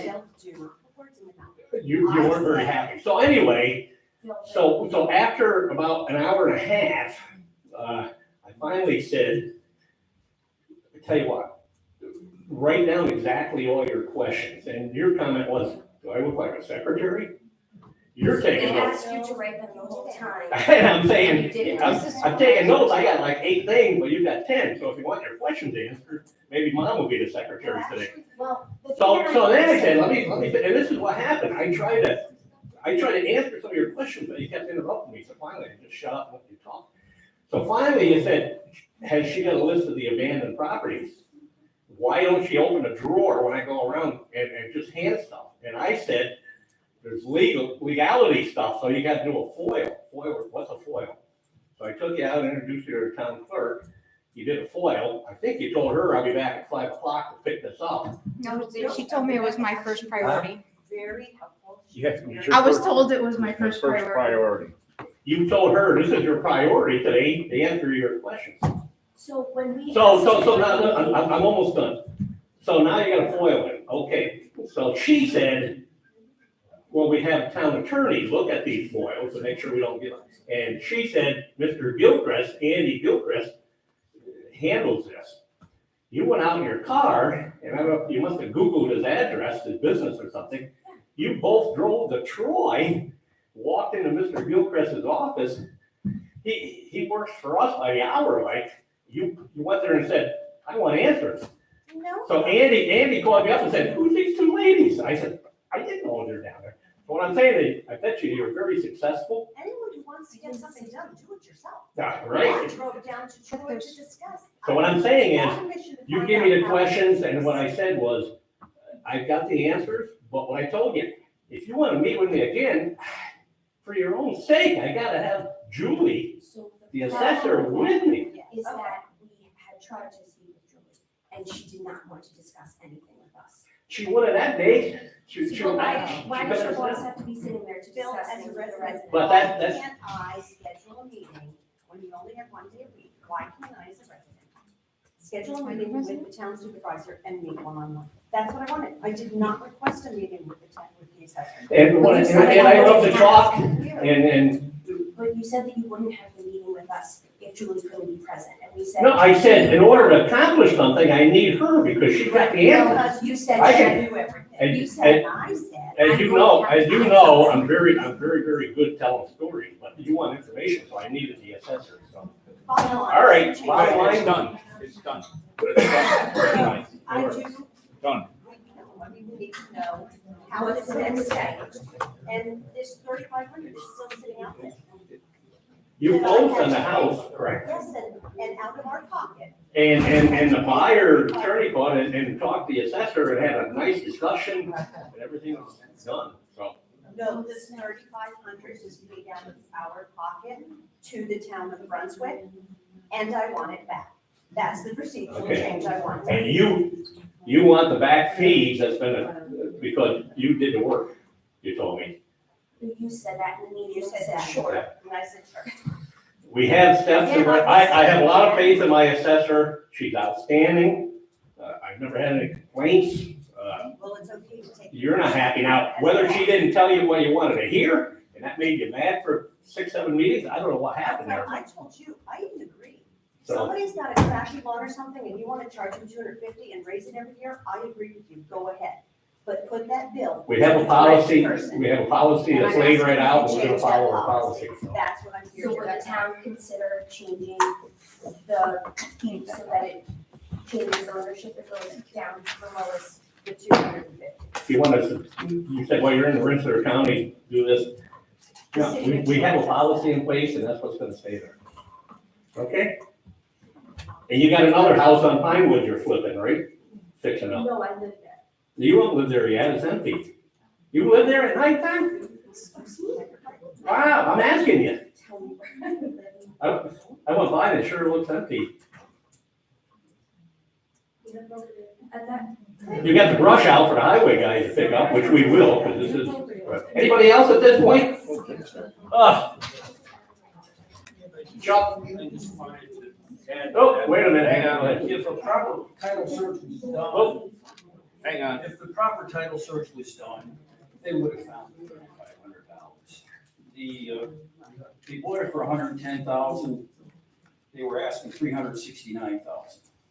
They bought it for 110? I don't, they bought it for 110. So what I would like to see, and Tom, can we foil their closing statement? For whose? The 999 They're Spring not, Avenue. they're not a government. Okay, all right. So they could provide that closing statement to us on their own volition. Yeah, sure. Okay, I'd like to see that closing statement. I said, I bet you they're very successful. I do.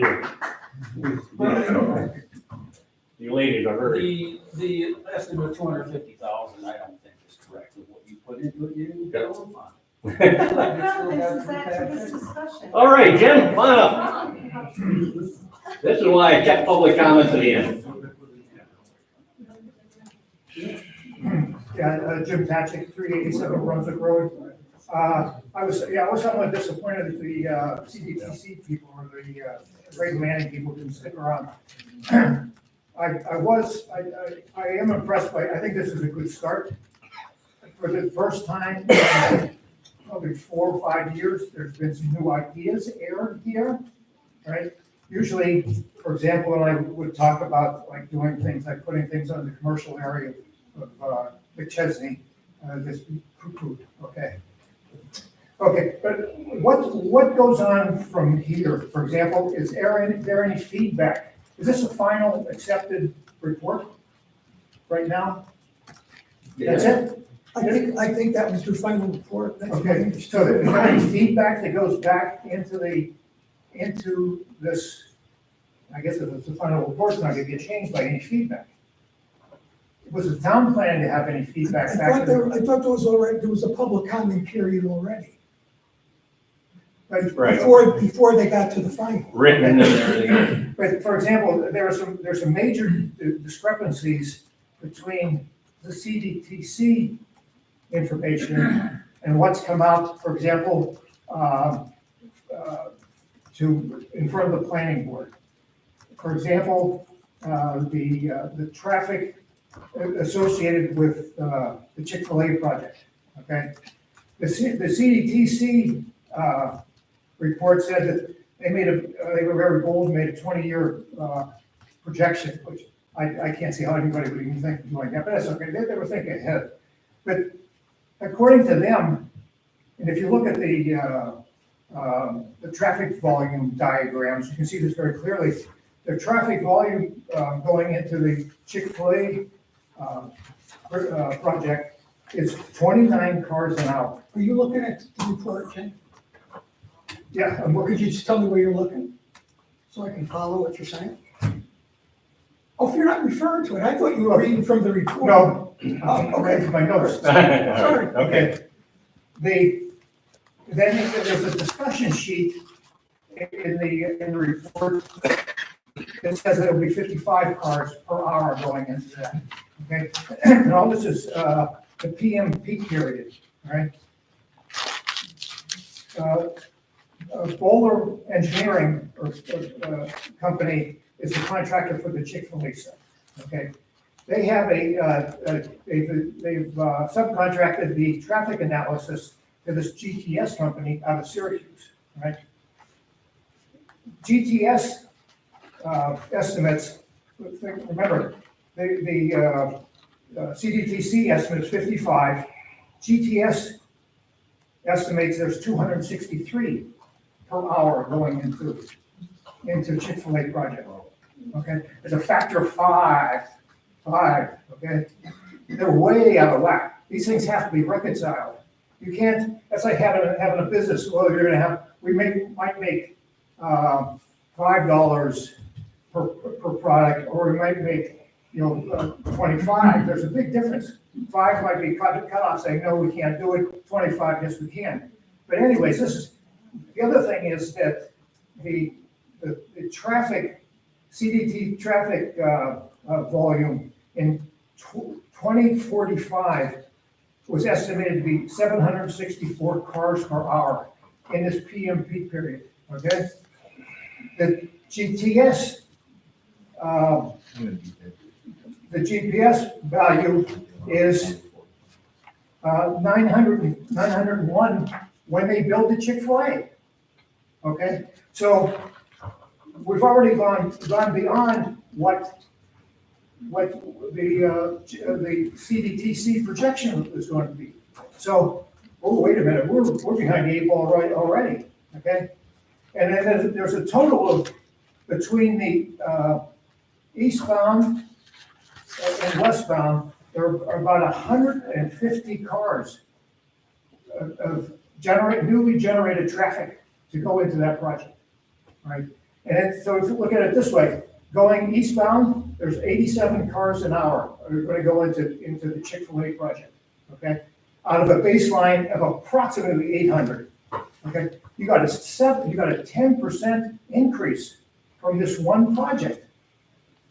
And I don't know, it seems to me that we're just digging the hole deeper and deeper. You have to do something to at least slow the growth of the traffic down. And I think the only way you can do that is put a moratorium on any more commercial projects on Hoosick Street. And when would it end? Well, it would end when you could have the opportunity to implement some of these things, right? Yep. And also, these things are quite a few of these things are more theoretical than feasible, right? For example, I'll point to just one, the connector between Brunswick Road and Riccardi Lane, okay? I talked to probably all, my wife and I talked to all the people at the open house at the community center. And they admitted that these things are more theoretical. For example, that connector from Route 2 over to Route 7, I asked them, where are you going to run it? Well, there's an empty space in between Heather Ridge and Brunswick Hills. On the map, it's a big empty space, but it's owned by PDD. There's no way you can put any traffic up through there. So this is a theoretical idea. And the same thing with a lot of the other things, like with the bus pull-offs and the like.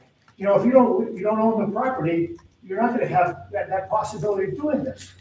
So you can acquire the property, and then once you acquire the property, see if the bus pull-offs work and make a positive contribution. But until then, keep a moratorium on this. That's otherwise we can get. All right. Okay. Just one other question. Okay. No, I'm just trying to keep it down a little bit. I'm done. This is important. Just one other thing. What happened to the solar moratorium? Is it still in vogue? You got a gentleman there who's gonna ask it. I don't know exactly the date, what it is, Well, was it done in December, January, February, March, It's April? this month. It's this month. Okay, so it's going to expire at the end of this month? So far as I know, I didn't see anything presented tonight. Okay, very good. Just checking. And then just one other comment about the recycling center. The last time I was there, since the single stream has gone into effect, and people aren't separating paper from glass, plastic, cans and things like that, people are throwing, and I go there probably once every couple of weeks, people are throwing fully unbroken down cardboard boxes into the dumpsters. Now, I don't know what's in there, because I have no intention of going to pick them apart. But if you had simply a sign saying that don't put any cardboard boxes in the dumpsters, there's a place, break them down, put them in the corrugated compressor bale. I mean, that's one of the problems when I was there. I assumed that these things were empty. If you're hauling that dumpster, whether somebody's trying to crush it down or not, and that's not the point. The point is, if you had a sign, I think the people who go to the recycling center have some sort of a ecological ethos to them, and they would follow those instructions. So I think there's just one of the simple best practices can be followed without really upsetting the apple cart very much. Okay. Can I make a comment? I've actually been talking with Tom Inkster. Yeah. Tom and I have been. Tom, go ahead. Yeah, Tom and I have been talking about things, and we agreed that there's going to be some signage changes. Correct, yeah. Yeah, we would like to have some signage changes just to make it a little bit more user friendly, so anybody could go in and know exactly where to put everything. For the single screen. Right. I just want to comment on what has been said about the possibility of sticking money in pockets and what have you. We use banks that Rebecca balances beforehand, and we use one on Saturday, and it's a service to the residents to have the monies down there in bags so we can accommodate them. And we also have it during the week as well. And each and every tag is accounted for. When it's sold, it's crossed off and replaced. Every bag that's sold, the money is in the bank. And as far as I know, it's all balanced for many, many years. So as far as any money's missing, I'm not aware of it. Okay. She is. Anybody else at this point? Come on up, sir. Good evening. Louis Torren, GP Lane, where we have a property for a one potential solar project. In the past, I have been here asking for the status of the solar moratorium. Today is not an exception. But today I would like to share a couple of news with the board that may be of your interest. This week, Monday to Wednesday, there was in Albany the New York Energy Summit.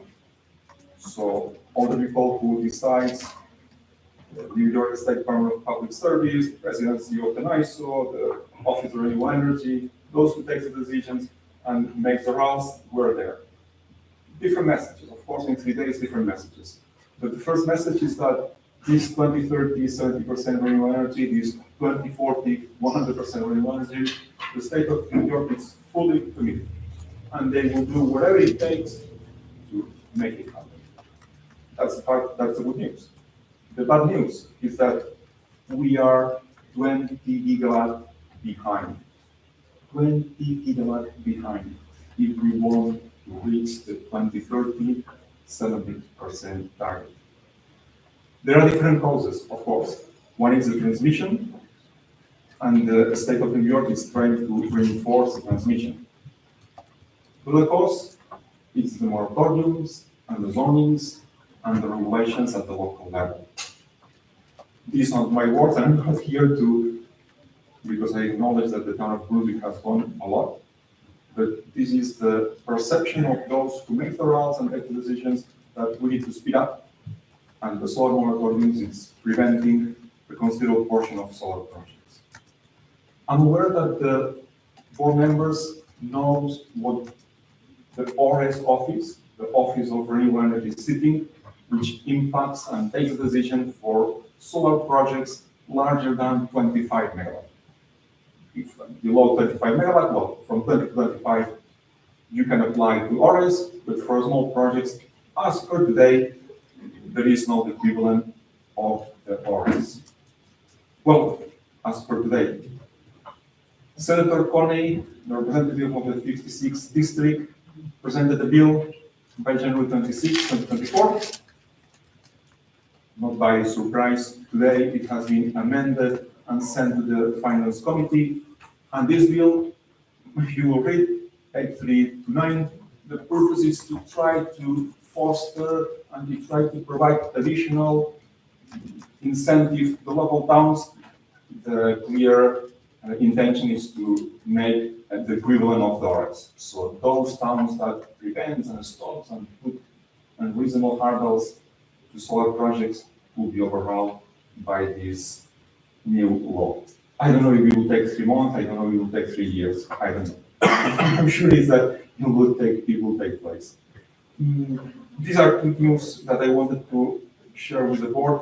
Since October 2022, when the solar moratorium took place, I'm being here and I'm offering my small knowledge or big knowledge or wherever to the board, all the information that I have to cooperate with the board, where the board considers it's positive or possible.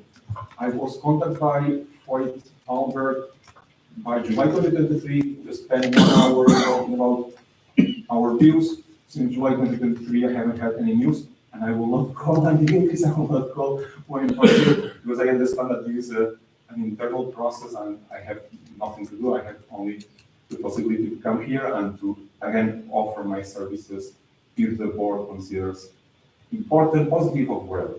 This is not an exception. Again, very open to share this information and to, if in some way, in a positive way, influencing the solar moratorium, how do you do it? Thank you. Thank you. Thank you. Thank you, sir. Anybody else? How's the air conditioning in this place? I was thinking it's pretty hot. I'll be looking at that in the morning. You'll work on that for summertime. Close in the night mode at 8 p.m. Yeah. Shut down. Okay. Good evening. Hi. Kim Jensen, 14 Roberts Drive in Brunswick. First, I wanted to offer a compliment to Ms. Delgaizo and to Ms. Meir. They've been very helpful in my FOIL requests, which I know are a couple of the ones that have come through in the past couple of months. The staff is excellent.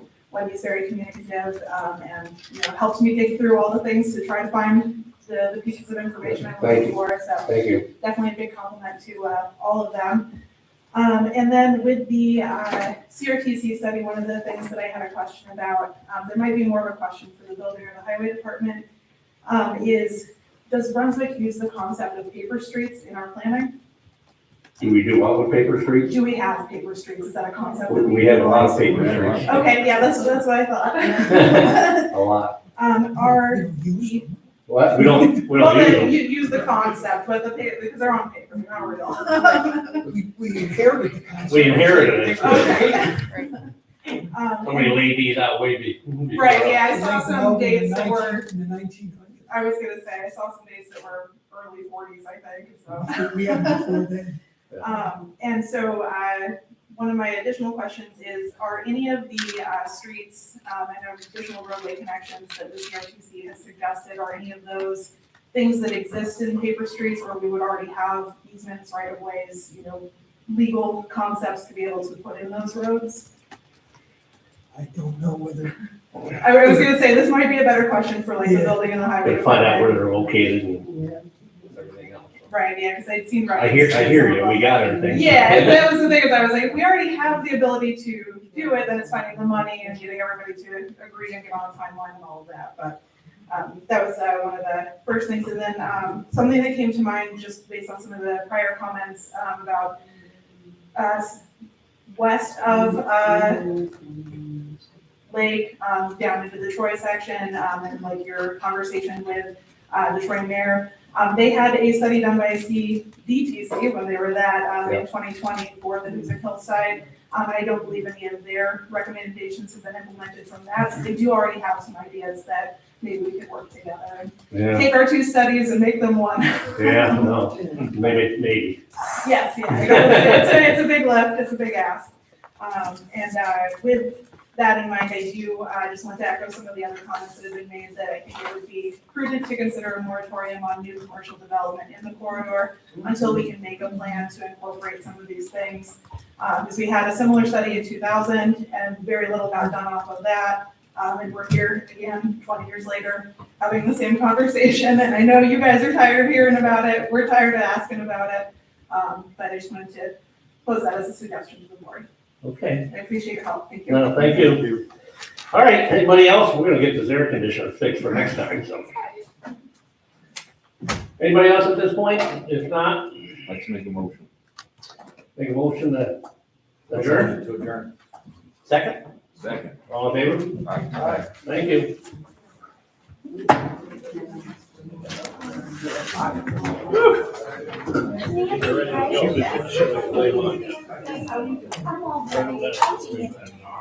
We're so good to see bearded Bill. Hey. Yeah, what'd you say? Sorry. Yeah.